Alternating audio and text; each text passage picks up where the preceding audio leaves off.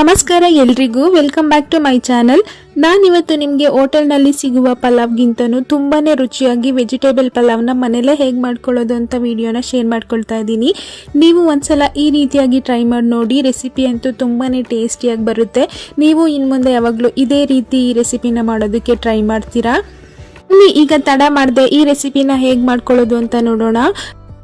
ಮೊದಲಿಗೆ ಒಂದು ಮಿಕ್ಸಿಂಗ್ ಬೌಲ್ಗೆ 1 ಗ್ಲಾಸ್ ಅಷ್ಟು ರೈಸನ್ನು ತೆಗೆದುಕೊಂಡು 2 ರಿಂದ 3 ಸಲ ಚೆನ್ನಾಗಿ ವಾಶ್ ಮಾಡಿ ಒಂದು 20 ನಿಮಿಷ ನೆನೆಸಿಟ್ಕೊಳ್ಳೋಣ.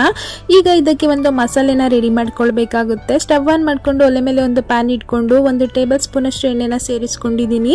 ಎಣ್ಣೆ ಬಿಸಿಯಾಗಿದ್ದಾದ್ಮೇಲೆ ಒಂದು ಮೀಡಿಯಂ ಸೈಜ್ ಈರುಳ್ಳಿನ ಈ ರೀತಿ ಸ್ಲೈಸ್ ಆಗಿ ಕಟ್ ಮಾಡಿ ಸೇರಿಸ್ಕೊಂಡಿದ್ದೀನಿ. ಹಾಗೆ ಇದ್ರ ಜೊತೆಗೆ ಒಂದು ಅರ್ಧ ಇಂಚಷ್ಟು ಶುಂಠಿನ ಸಣ್ಣದಾಗಿ ಕಟ್ ಮಾಡಿ ಸೇರಿಸ್ಕೊಂಡಿದ್ದೀನಿ.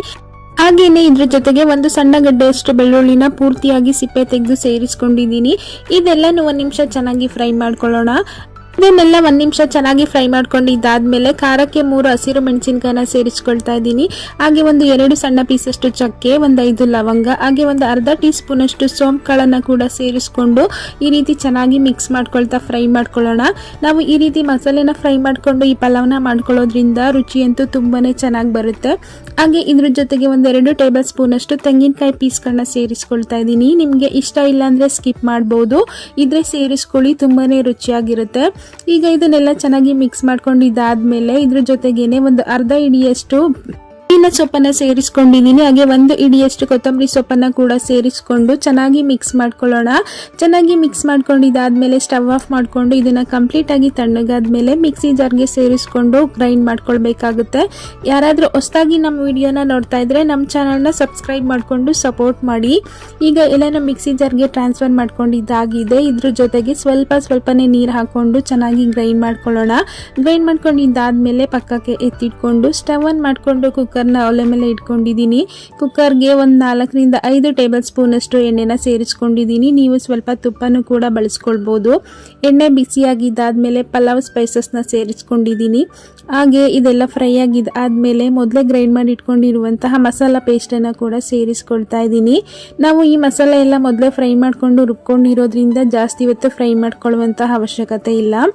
ಈಗ ಇದ್ರ ಜೊತೆಗೇನೆ 1 ಟೀ ಸ್ಪೂನ್ ಅಷ್ಟು ಧನಿಯಾ ಪುಡಿನ ಸೇರಿಸ್ಕೊಳ್ತಾ ಇದ್ದೀನಿ. ಹಾಗೆ 1 ಚಿಟಿಕೆಯಷ್ಟು ಅರಿಶಿನ ಪುಡಿನ ಸೇರಿಸ್ಕೊಂಡು ಚೆನ್ನಾಗಿ ಮಿಕ್ಸ್ ಮಾಡಿಕೊಂಡು ಸುತ್ತ ಆಯಿಲ್ ರಿಲೀಸ್ ಆಗೋವರೆಗೂ ಚೆನ್ನಾಗಿ ಕುಕ್ ಮಾಡ್ಕೊಂಡ್ರೆ ಆಗುತ್ತೆ.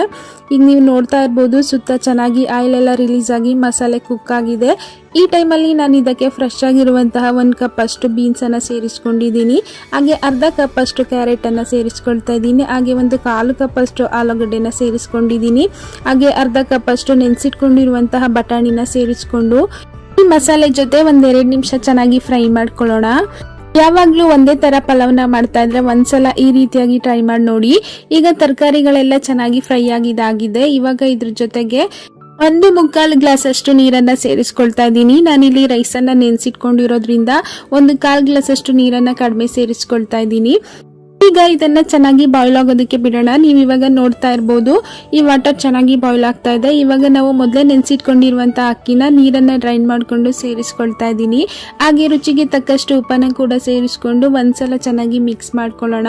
ಖಂಡಿತವಾಗ್ಲೂ ಈ ರೆಸಿಪಿನ ನೀವು ಒಂದ್ಸಲನಾದ್ರೂ ಟ್ರೈ ಮಾಡಿ ನೋಡಿ, ರುಚಿ ಅಂತೂ ತುಂಬಾನೇ ಚೆನ್ನಾಗಿರುತ್ತೆ. ಹಾಗೆ ಒಂದು ಅರ್ಧ ಹೋಳಷ್ಟು ನಿಂಬೆಹಣ್ಣಿನ ರಸನ ಕೂಡ ಸೇರಿಸ್ಕೊಳ್ತಾ ಇದ್ದೀನಿ. ನೀವು ಟೊಮೊಟೊನ ಕೂಡ ಸೇರಿಸ್ಕೊಳ್ಬಹುದು ಅಥವಾ ಮೊಸರಿದ್ರೆ ಅದನ್ನು ಕೂಡ ಸೇರಿಸ್ಕೊಳ್ಬಹುದು. ಈಗ ಒಂದ್ಸಲ ಚೆನ್ನಾಗಿ ಮಿಕ್ಸ್ ಮಾಡಿಕೊಂಡು ಕುಕ್ಕರ್ ಮುಚ್ಚಳನ ಮುಚ್ಚಿ ಮೀಡಿಯಂ ಹೀಟ್ನಲ್ಲಿ 2 ವಿಷಲ್ ಕೂಗಿಸ್ಕೊಳ್ಳೋಣ. ಈಗ ಕುಕ್ಕರ್ ವಿಷಲ್ ಆಗಿ ಕಂಪ್ಲೀಟ್ ಆಗಿ ಕೂಲ್ ಆಗಿದೆ. ಈಗ ಓಪನ್ ಮಾಡಿ ನೋಡೋಣ. ನೀವು ನೋಡ್ತಾ ಇರ್ಬೋದು ಪಲಾವ್ ಎಷ್ಟು ತುಂಬಾನೇ ಚೆನ್ನಾಗಿ ರೆಡಿ ಆಗಿದೆ ಅಂತ. ಇವಾಗ ಇದನ್ನ ನಿಧಾನವಾಗಿ ಮಿಕ್ಸ್ ಮಾಡ್ಕೊಳ್ಳೋಣ. ರೈಸು ಅಷ್ಟೇ ಉದುದ್ರಾಗಿ ತುಂಬಾನೇ ಚೆನ್ನಾಗಿ ಬೆಂದಿದೆ. ಮುದ್ದೆ ರೀತಿ ಎಲ್ಲ ಆಗಿಲ್ಲ. ನೀವು ನೋಡ್ತಾ ಇರ್ಬೋದು, ಇಷ್ಟೇ ಕ್ವಾಂಟಿಟಿಲಿ ಮಾಡ್ಕೊಳ್ಳಿ, ಸಖತ್ತಾಗಿ ಪರ್ಫೆಕ್ಟ್ ಆಗಿ ಪಲಾವ್ ರೆಡಿ ಆಗುತ್ತೆ. ಪಲಾವ್ ಜೊತೆಗೆ ಮೊಸರು ಬಜ್ಜಿ ಅಂತೂ ತುಂಬಾನೇ ಒಳ್ಳೆ ಕಾಂಬಿನೇಷನ್ ಅಂತಾನೆ ಹೇಳ್ಬೋದು, ಅಥವಾ ಚಟ್ನಿ ಜೊತೆಗೂ ಕೂಡ ನೀವು ತಿನ್ಬೋದು. ತುಂಬಾನೇ ರುಚಿಯಾಗಿರುತ್ತೆ. ಮಿಸ್ ಮಾಡದೆ ಈ ರೆಸಿಪಿನ ನೀವು ಒಂದ್ಸಲ ಟ್ರೈ ಮಾಡಿ. ಹೇಗೆ ಬಂದಿತ್ತು ಅಂತ ಕಮೆಂಟ್ ಮಾಡಿ ತಿಳಿಸೋದನ್ನ ಮರಿಬೇಡಿ. ವಿಡಿಯೋ ಸ್ವಲ್ಪನಾದ್ರೂ ಇಷ್ಟ ಆಗಿದ್ರೆ ಲೈಕ್ ಮಾಡಿ, ಶೇರ್ ಮಾಡಿ, ಕಮೆಂಟ್ ಮಾಡಿ. ನಮ್ಮ ಚಾನಲ್ನ ಸಬ್ಸ್ಕ್ರೈಬ್ ಮಾಡಿಕೊಂಡು ಸಪೋರ್ಟ್ ಮಾಡಿ. Thanks for watching.